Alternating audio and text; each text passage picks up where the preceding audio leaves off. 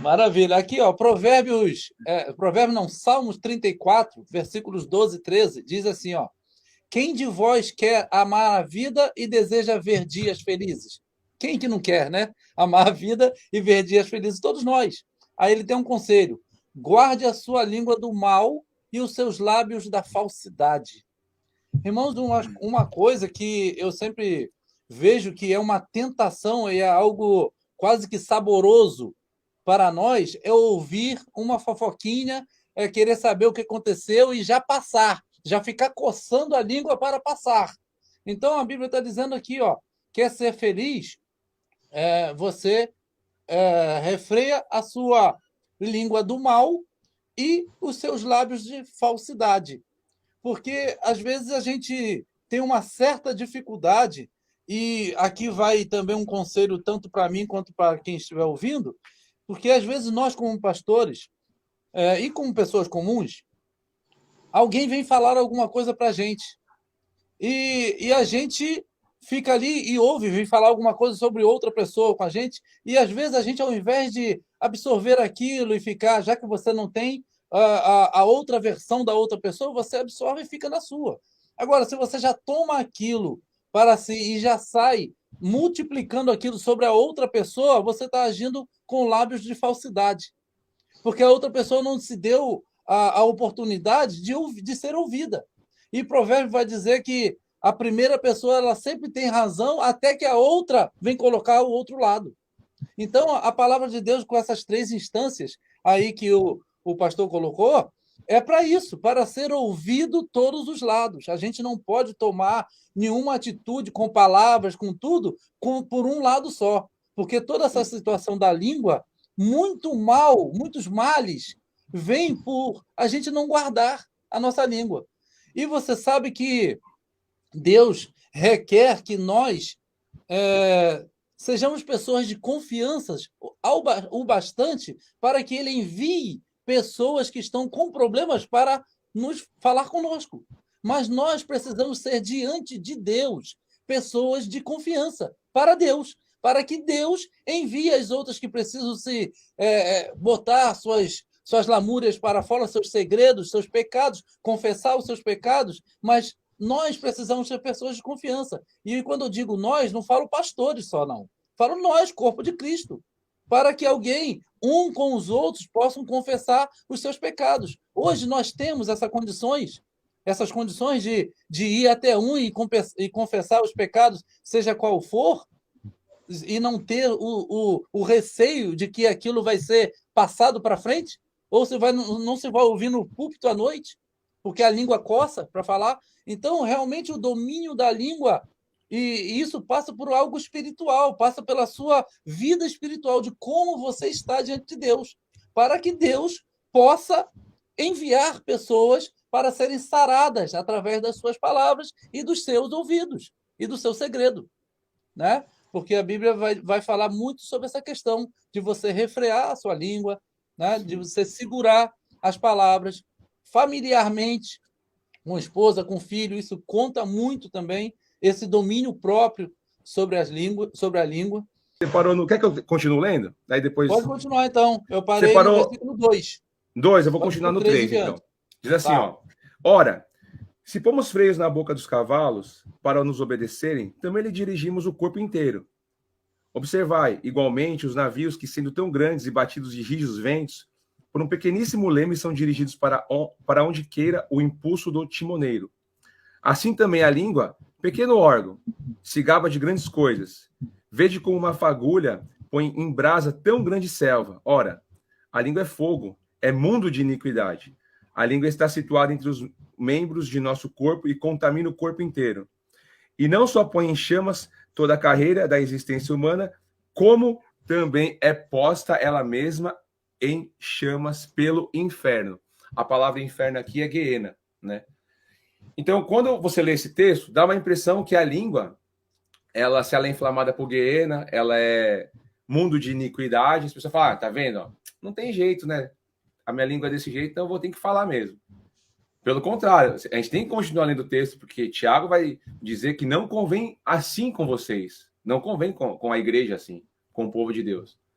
Então ele está descrevendo que a língua ela foi contaminada pelo pecado de Adão, pecado original, e com isso ela é um mundo de iniquidade. E ela se gaba, ela é uma fagulha que incendeia o bosque. Olha as brigas que nós temos hoje. As brigas que nós temos no meio geopolítico é por causa da língua, é palavra por palavra, é um dando falso testemunho do outro, é um falando contra o outro, um falando a verdade, outro dando falso testemunho, e é assim. E aí, como é que a gente consegue aprender toda a situação? Quando a gente começa a observar sem tirar conclusões precipitadas. E eu acredito que as redes sociais, a internet, abriu essa janela de você poder observar de outros ângulos, né?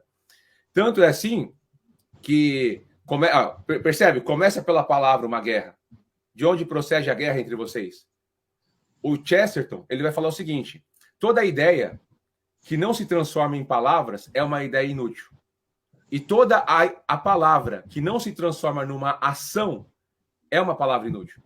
Mas não tem como você passar da ideia diretamente para a ação. É possível fazer isso. E aí a pessoa é muito sábia, porque ela não usou as palavras, ela já agiu. Entendeu? Ela já fez o ato. Esses são os grandes estrategistas. Mas, geralmente, em discursos que você tem a retórica, tem toda essa briga de palavras, né, de disputa retórica, você passa pela a palavra. É por isso que você vê essas crises acontecendo. Um falando uma coisa, outro outra, e isso vai partir para uma ação. Mas se você fala e não faz, as suas palavras são inúteis. Então, quando diz o texto que a língua ela é inflamada, né, posto em chamas pelo Guiena, o que Tiago está nos ensinando aqui? O que é o Guiena? O Guiena é o lago de fogo, irmãos. O lago de fogo, Mateus 25 diz, que foi preparado para Satanás e seus anjos. Ou seja, Tiago está dizendo assim, se vocês continuarem com as suas línguas soltas, falando que não deve, falando o que pensa, é uma coisa que eu tomo muito cuidado com isso. Não fale o que você pensa, irmãos, porque o seu pensamento está contaminado pelo mundo, pela carne e por Satanás. Tem pensamento que nem são seu e você acha que é seu. E para você começar a identificar isso, é necessário começar a estudar sobre os pecados do espírito. Tirar as imundícias do espírito. É uma coisa muito ampla que você vai ter que estudar para você falar, opa, aqui eu cometi um pecado, eu tenho que tomar cuidado que esse pensamento não é meu. E para você identificar isso, é um exercício contínuo. Quando fala que a língua inflamada, ela chama, que as chamas do Guiena inflama a língua, o Tiago está dizendo o seguinte, esse é o pecado de Satanás. 6 coisas que Deus odeia, a 7ª ele abomina, diz Provérbios. Que semeia contenda entre irmãos. Semeia contenda se semeia por palavras. O que Satanás fez nos céus? Pleno bem. Em Deus não há trevas. Deus não criou Satanás mal, porque Deus não criou o mal ontologicamente, o ente mal. O mal está na possibilidade. Deus criou seres que têm possibilidade, ou seja, possibilidade para decidir entre o bem e o mal. Aí consiste o mal, mas Deus não criou um ser mal. Então vamos parar para pensar do ponto de vista que o Tiago está nos ensinando. Se é inflamado pelo Guiena, ele está falando, olha, lembre da morada de Satanás. O lago de fogo é preparado para eles.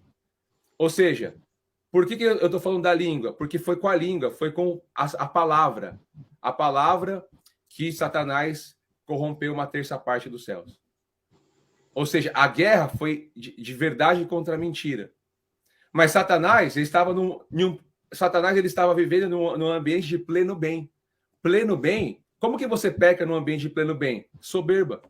Satanás quis ser melhor que Deus. Melhor que Deus em quem? No bem. É impossível ser melhor que Deus no bem, irmãos. Deus é amor infinito.